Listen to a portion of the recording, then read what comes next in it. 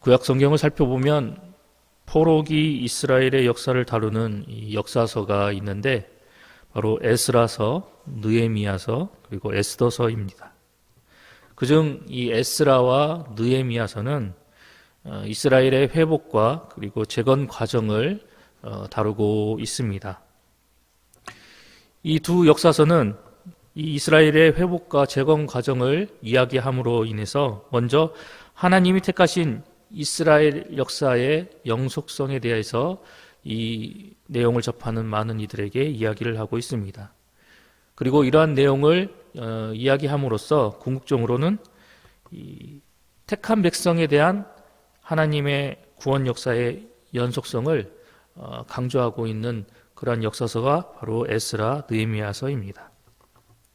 앞서 우리가 살펴보았던 이 에스라서가 1차, 2차 포로기환과 그리고 수룹바벨 성전 건축의 내용, 그리고 신앙개혁을 주된 내용으로 다루고 있다라고 한다면 오늘부터 우리가 함께 살펴볼 이 느헤미야서는 이제 3차 포로기환 이후에 예루살렘 성벽 재건에 대한 과정과 그리고 종교개혁을 중심으로 한 이스라엘 공동체의 재건 과정에 대한 내용을 우리에게 들려주고 있습니다. 오늘 우리가 함께 살펴본 느헤미야서 1장 말씀은 이제 예루살렘 성이 불타고 허물어졌다라는 내용을 듣게 된 그 느헤미야가 이제 자신의 동족 이스라엘 백성들을 위해서 중보의 기도, 간구의 기도를 드리며 나아가는 그런 내용을 담고 있습니다. 우리가 잘 알고 있는 것처럼 느헤미야는 이 페르시아의 5대 왕이었던 아닥사스다 시대에 이 수상궁에서 왕의 술 관원직을 맡고 봉직하고 있었습니다. 그러던 중에 이 느헤미야는 예루살렘으로부터 온 이 자신의 형제 하나니와 그의 일행을 통해서 예루살렘으로 귀환한 이 포로 귀환자들이 현재 큰 어려움을 겪고 있고 더더군다나 예루살렘 성이 크게 파손되었다라는 그런 내용을 접하게 됩니다. 이에 느헤미야는 슬피 울며 자신의 민족의 온전한 회복을 위해서 하나님 앞에 금식하고 기도하며 나아가는 모습을 우리에게 보여주고 있습니다. 또한 왕의 이 술 맡은 관원으로서 관직에 처해 있는 그런 위치에 있기 때문에 자신이 원한다고 해서 임의로 귀국할 수 있는 그러한 상황도 아니었기 때문에 자신의 주군된 그 왕의 마음을 하나님께서 움직여 주셔서 자신의 민족인 이 이스라엘 공동체의 회복을 위해서 자신이 기여할 수 있게 해달라고 간절히 기도하며 나아가는 모습을 우리는 본문의 말씀을 통해서 보게 됩니다. 그렇다면 이러한 내용을 담고 있는 오늘 본문의 말씀이 우리에게 들려주고 있는 영적인 교훈은 무엇일까요? 첫 번째로 오늘 본문의 말씀은 기도의 대상에 대한 바른 인식으로부터 하나님을 향한 참된 기도가 시작된다라고 우리에게 교훈하고 있습니다. 5절 말씀을 살펴보면 하나님 앞에 기도하며 나아가는 이 느헤미야가 하나님에 대해서 어떻게 그 하나님을 부르고 있는지에 대해서 우리에게 이야기하고 있습니다. 먼저 느헤미야는 하나님을 하늘의 하나님 여호와라고 호칭하고 있습니다. 그리고 크고 두려우신 하나님이라고 이야기를 하고 마지막으로 주를 사랑하고 주의 계명을 지키는 자에게 언약을 지키시며 긍휼을 베푸시는 주다라고 하나님에 대해서 이야기를 하고 있습니다. 이렇게 하나님을 향한 이 느헤미야의 이 호칭 안에는 그가 하나님 앞에 드리는 모든 기도의 그 함축적인 내용들이 이 호칭에 담겨져 있음을 우리는 이후의 내용을 통해서 발견을 하게 됩니다. 먼저 느헤미야가 이야기했던 이 하나님의 호칭, 하늘의 하나님 여호와, 이것을 통해서 우리가 알 수 있는 것은 하나님은 전 우주의 창조자가 되시고 그리고 주관자가 되신다라는 사실을 이 호칭을 통해서 우리가 깨닫게 됩니다. 즉 느헤미야는 하나님을 그냥 하나님이라고 부른 것이 아니고 하늘의 하나님 여호와라고 호칭하면서 내가 기도드리는 나의 기도의 대상 되신 그 하나님께서는 전 우주의 창조자가 되시고 주관자가 되신다라는 사실을 이 호칭을 통해서 믿음으로 고백하고 있는 것입니다. 그리고 우주의 창조자가 되시고 주관자 되신 그 하나님께서 자신의 민족 이스라엘이 처하고 있는 문제, 현재 이스라엘이 당면하고 있는 그 모든 문제를 해결해 주실 수 있는 진정한 해결자가 되신다라는 것을 이 호칭을 통해서 그는 고백하며 나아가고 있는 것입니다. 또한 그가 불렀던 크고 두려우신 하나님이라는 이 호칭 속에는 하나님은 모든 이들로부터 경외를 받으실 분이시며 범죄한 자들에게는 두려운 심판주가 되신다라는 사실을 이 호칭을 통해서 고백하고 있습니다. 그래서 이 호칭 아래서 그는 현재 처한 이스라엘의 이 고난과 모든 문제는 과거 이스라엘이 하나님 앞에 범죄하였기에 하나님 앞에 큰 죄를 저질렀기에 이에 상응하게 받고 있는 그러한 죄의 대가이며 뿐만 아니라 모든 죄악의 엄중한 심판자 되신 그 하나님 앞에서 하나님 백성의 대적자들은 이를 통해서 하나님의 그 무서운 심판을 면치 못하게 될 것이다라는 그러한 믿음의 고백을 이 호칭 안에 담아 하나님 앞에 기도드리고 있는 것입니다. 마지막으로 이 느헤미야가 주를 사랑하고 주의 계명을 지키는 자에게 언약을 지키시며 긍휼을 베푸시는 주라는 이 호칭을 통해서 하나님과 이스라엘의 관계가 어떠한 관계인지를 이 느헤미야가 이 호칭을 통해서 하나님 앞에 다시 한번 언급하고 있는 모습을 우리가 보게 됩니다. 그래서 느헤미야는 이 호칭을 통해서 고난당하는 이 당신의 백성 이스라엘을 불쌍히 여겨주시고 긍휼을 베풀어 주셔서 다시 회복시켜 주시옵소서라는 간절한 소망과 희망을 담아 하나님 앞에 이러한 호칭을 통해서 기도를 하고 있는 것입니다. 이렇듯 느헤미야는 자신이 기도드리는 그 기도의 대상인 하나님이 어떠한 분이신지를 그가 바르게 깨닫고 인식하고 있었다는 사실을 우리는 이것을 통해서 발견할 수 있게 됩니다. 오늘 이 느헤미야를 통해서 특히 하나님을 향한 그의 호칭의 그 모습을 통해서 우리가 깨닫게 되는 것은 참된 기도는 기도의 대상인 그 하나님을 바르게 인식하는 것에서부터 출발한다는 것을 우리가 깨닫게 됩니다. 막말로 내 기도를 들으시는 그 하나님을 내가 제대로 알지 못하고 내가 기도를 드리는 그 하나님이 어떤 분이신지를 제대로 깨닫지 못하는데 어떻게 확신을 가지고 어떻게 그분 앞에 기도하며 나아갈 수가 있겠습니까? 하나님을 모르는데 어떻게 그분이 원하시는 그 합당한 기도를 우리가 드리며 나아갈 수 있겠냐는 말입니다. 또한 우리가 어떠한 기도를 드려야만이 하나님께서 귀를 기울여 주시고 우리가 어떠한 마음으로 어떠한 심정으로 하나님 앞에 기도를 드려야만이 하나님께서 들으시는지를 우리가 제대로 알지 못하는데 어떻게 우리가 하나님 앞에서 응답받는 기도를 드릴 수가 있겠습니까? 그렇기 때문에 우리가 가장 먼저 우리 모습 가운데서 나타나야 할 것은 하나님을 바로 아는 모습. 내가 믿는 그 하나님이 어떤 분이신지를 내가 체험하고 깨닫고 경험하는 그 모습이 먼저 우리의 모습 가운데서 선행되어야 한다는 것입니다.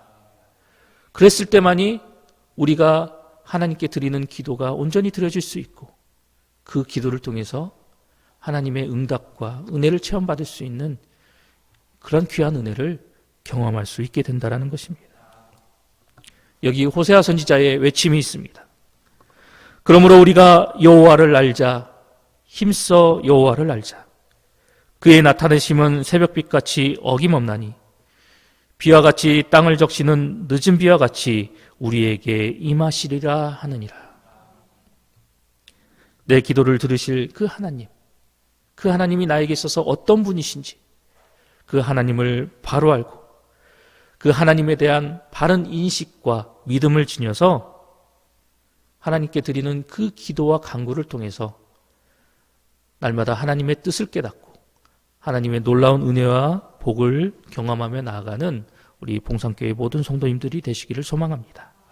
두 번째로 오늘 본문의 말씀이 우리에게 주고 있는 영적인 교훈은 날마다 내게 베푸신 그 하나님의 은혜와 사랑을 감사하고 기억하는 성도가 되어야 한다는 것입니다. 10절 말씀을 살펴보면 이들은 주께서 일찍이 큰 권능과 강한 손으로 구속하신 주의 종들이요 주의 백성이니이다 라고 고백하는 느헤미야의 기도의 내용이 기록되어 있습니다.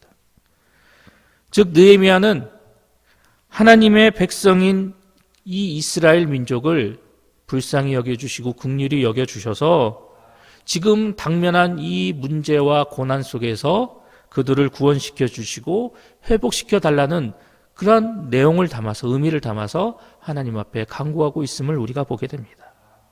그런데 우리가 여기서 생각해 보아야 할 것이 있는데 그렇다면 이스라엘 민족은 어떻게 해서 하나님의 백성이 되었는가라는 것입니다. 우리가 잘 알고 있는 것처럼 하나님은 당대 최고의 강대국이었던 그 이집트, 애굽에서 종살이를 하던 이스라엘 민족을 구원해 주셨습니다. 그런데 이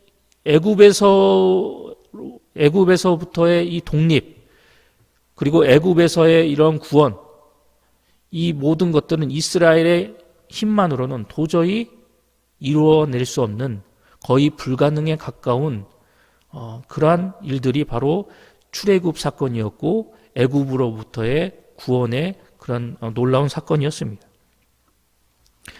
우리가 잘 알고 있듯이 하나님은 이 이스라엘 민족을 구원해 주시기 위해서 애굽 땅에 10가지 재앙을 내리시고 또한 홍해를 갈라 마른 땅과 같이 그들이 그 홍해를 건너가게 해 주셨으며 그리고 그들을 추적했던 애굽의 그 군대를 홍해에 수장시키는 그런 큰 권능을 일으키심으로 인해서 그들을 구원하시고 그들을 이끄셨던 모습을 우리는 구약의 내용을 통해서 알고 있습니다. 그리고 이런 과정을 통해서 이스라엘은 결국 하나님의 백성이 되는 큰 은혜와 복을 누리며 나아가는 모습을 우리가 기억하고 있습니다. 이들이 하나님의 백성이 된 이유가 무엇입니까? 그들이 다른 민족과 다른 점이 있어서 그들이 이 세상에 살아나가고 있는 다른 민족보다는 어떤 특별한 점이 있어서 그들이 하나님의 백성이 되었던 것입니까? 아니면 그들이 다른 민족보다도 하나님 앞에 더 큰 공을 세우고 더욱더 하나님의 이름을 드높이는데 기여한 그런 점이 있어서 그들이 하나님의 백성이 되었던 것일까요? 성경은 이 이스라엘 민족이 하나님께 택함을 받고 하나님의 백성이 된 이유는 오직 하나님의 은혜로 말미암아 되었다라고 이야기를 하고 있습니다. 그들이 잘나서가 아니고 그들이 능력이 출중해서가 아니고 오직 하나님의 은혜로 말미암아 그들이 하나님께로부터 선택을 받고 하나님의 백성이 될 수 있었다라는 것입니다. 그런데 이러한 은혜의 법칙이 우리 성도들에게도 동일하게 적용되어지고 있다는 사실입니다. 이스라엘이 하나님께로부터 선택을 받고 그 하나님의 무한하신 은혜로 말미암아 하나님 백성이 되었던 것처럼 우리 성도들도 하나님께로부터 선택을 받고 하나님의 그 구원의 은총과 은혜로 말미암아 하늘 백성이 되었다라는 것입니다. 성도는 이스라엘이 과거 애굽의 종노릇하며 고통 중에 살아왔던 것처럼 사단에 속해서 죄의 종노릇하며 살아왔던 사람들이었습니다. 그런데 죄의 문제를 해결 안 받고 그 죄와 사망으로부터 구원을 받아서 하나님의 자녀가 되는 은혜를 누리며 오늘 우리가 이 자리에 함께 나와 하나님께 예배를 드리고 하나님 앞에 간구하며 나아갈 수 있게 된 것입니다. 그렇다면 이러한 모든 과정과 이러한 모습이 어떻게 해서 나타나게 되었습니까? 내 능력이 뛰어나서? 내 지혜와 명철이 남들보다 특출나서?